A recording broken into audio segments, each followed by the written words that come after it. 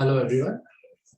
On the behalf of Indian Sepsis Forum, I want to thank one and all in Latin America. I am privileged to be part of this Latin America sepsis survey. My thanks to Dr. Carlos. I'm going to talk on sepsis on the cusp of cure. Reality versus hype. We'll discuss about the adjuvant therapies in this presentation.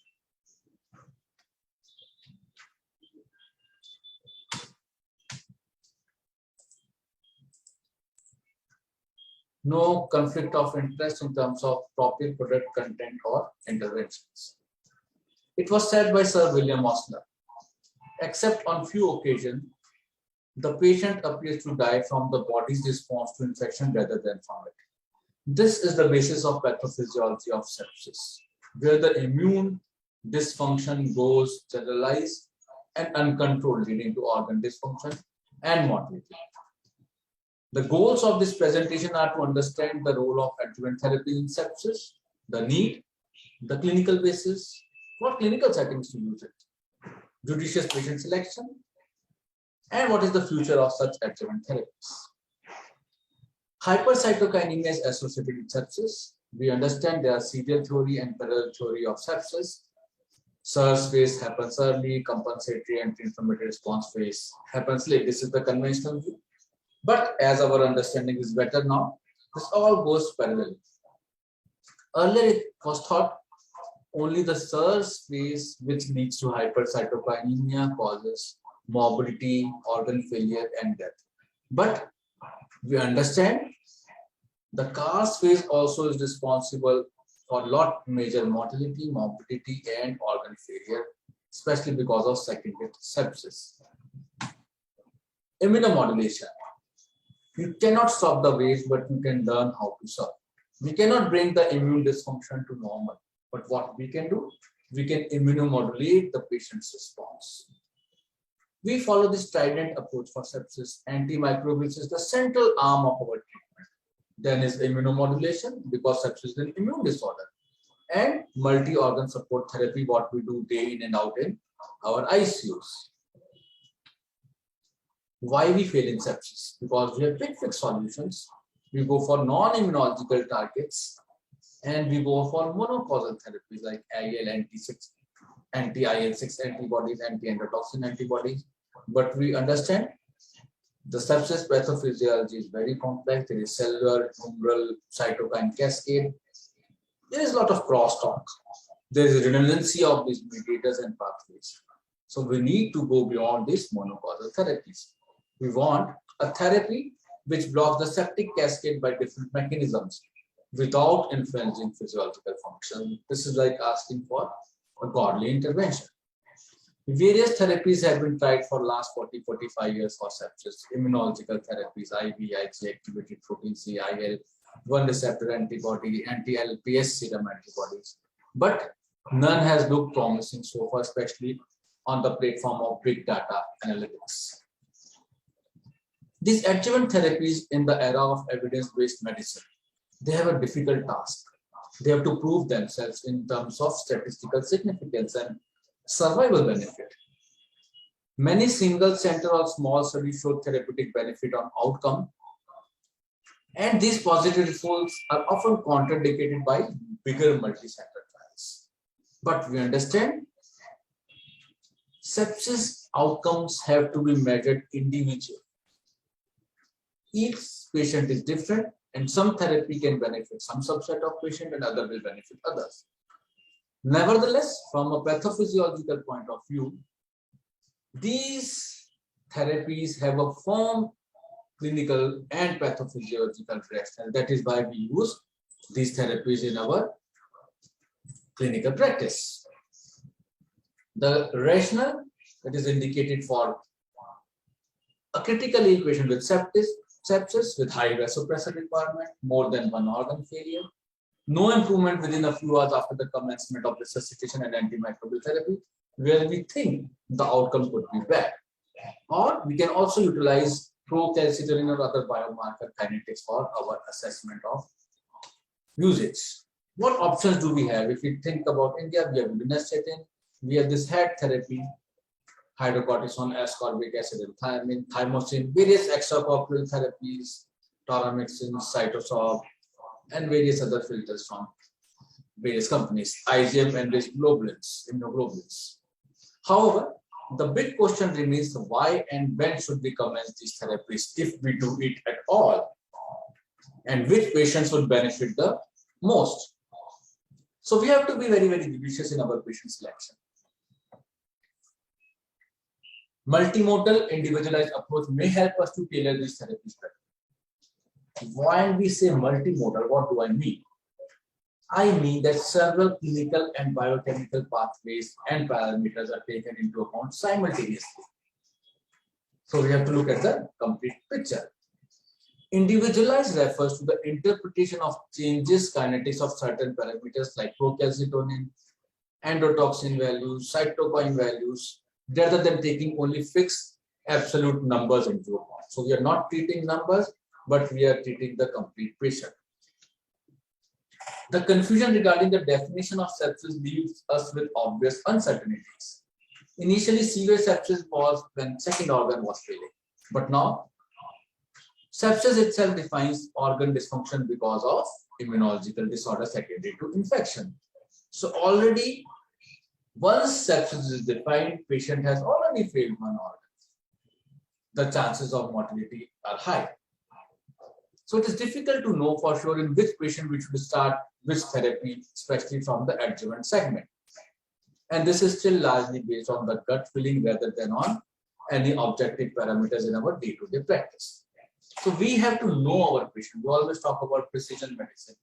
How can we practice precisely if we know our patient, if we know our background of our patient? How is the clinical response because of our therapies or because of infection? What is the immune status of the patient? We risk stratify each and every patient. It could be objectively or subjectively. And then only we contemplate using any of these therapies. So patient selection is the first and foremost step. Timing of therapy should neither be too early or too late. Phase of disease. Sepsis kinetics are not same. The dynamics of disease differ from patient to patient.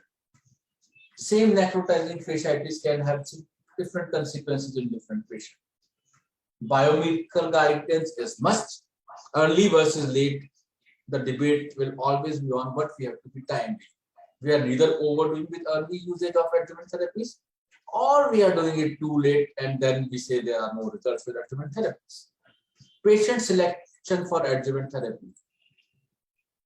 We have to fulfill the basic care, the basic bundles of sepsis care, the good clinical practice, then only we think about these adjuvant therapies. Severity of sepsis, how bad the patient is, how bad is the hemodynamics of PF ratio, what is the risk of death based on objective criteria or subjective feeling. Biomarker guidance is must, and also we have to look at futility of care. The outcome will be bad despite usage of these therapies.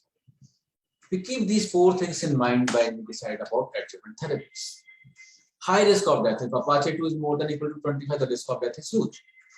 We were using this criteria earlier for adjuvant therapies, but our mortality did not change. Then we understood if Apache 2 score is more than 20 or one organ failure, and we use in high risk category patients, then we can do more justice to the patient as well as to the therapy.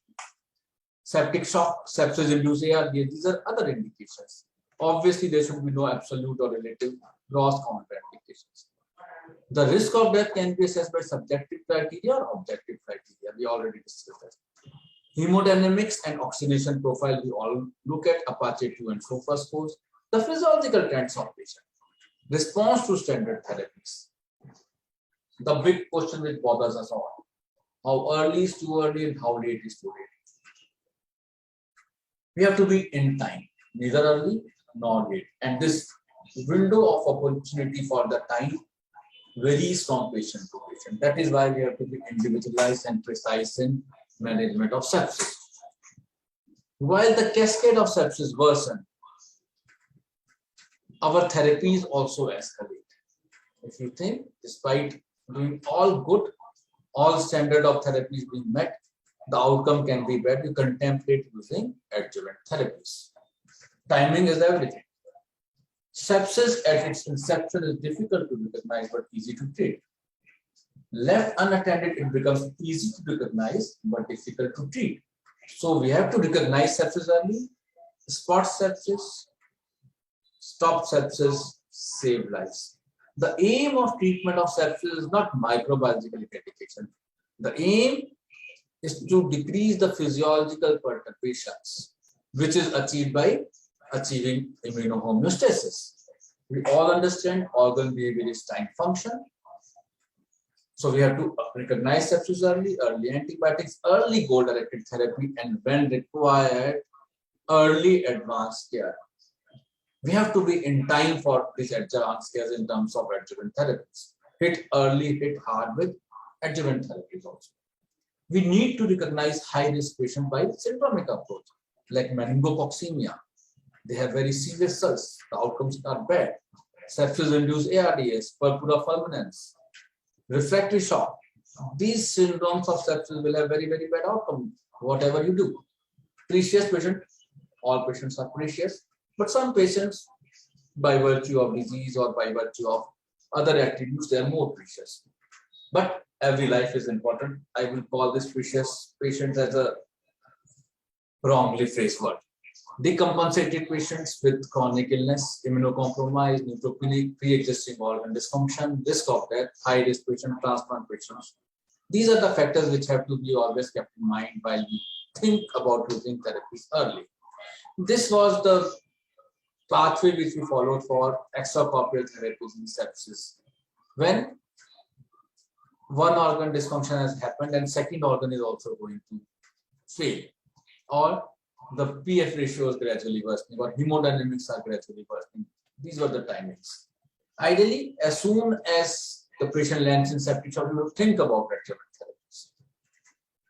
As we discussed, there is cascade of sepsis, worsening of sepsis, our therapies also escalate. So we do not start with adjuvant therapies for mild illness, who is responding to IV fluids and antibiotics, but to moderately to severely patients who are not improving despite standard of care of therapies.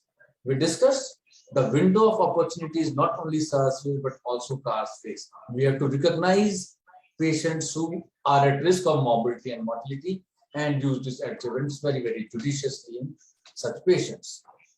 Disease dynamics is important. Each patient will have different disease curve. So we have to understand disease curve of a particular patient. H1N1 severe meningococcemia, ARDS, because of sepsis, necrotizing fasciitis, this all will have a different disease dynamics. So septic shock, probably all patients I will tend to use some adjuvant therapies. High risk patient sepsis will use in majority of them, and I will try to recognize my patients syndromically. High risk patients I tend to use adjuvant therapies. Sadly, there is no holy grail for diagnosis or treatment of sepsis. There are no magic bullets in the real world. Magic bullets are hypothetical. So do not shoot unless you see the white of their eye. Unless you share about clinical benefits, do not use a therapy. The benefits should be much more than the risk involved. Various biomediators can be used. This is a study which was for IgM-induced immunoglobulin and cytosol and procalcitonin. If your patient is primary responder, which means decreasing kinetics by standard therapy, probably this is too early for adjuvant therapies and you will have no benefit from adjuvant therapies.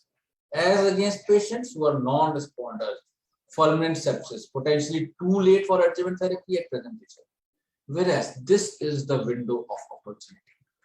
This is the place for usage of for adjuvant therapies. These are secondary responders.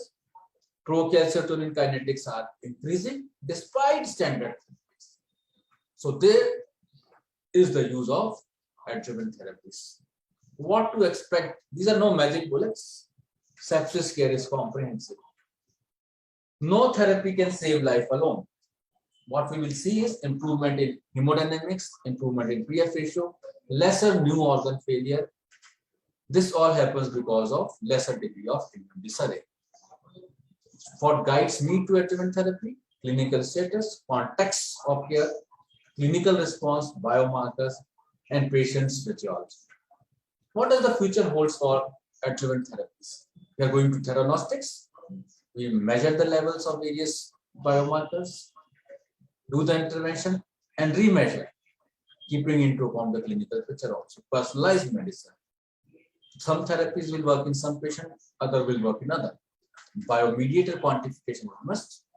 Dynamic clinical and biomediator correlation is must. And they're also moving to targeted rule of various sepsis mediators via specific absorption. And this will be based on AI. Patient with clinically significant load of these mediators in a septic patient, you attach the patient to an extracorporeal therapy, they measure it, they remove it till the threshold of the biomarker is achieved. The take-home points. Immunomodulation is essential in treating sepsis. Adjuvant therapies have firm physiological rationale.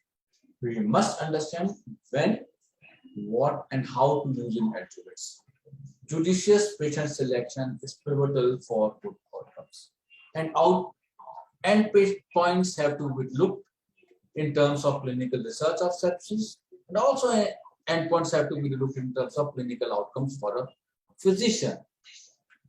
I thank you all for your patience hearing, and I will invite any questions, queries, or comments. Thank you.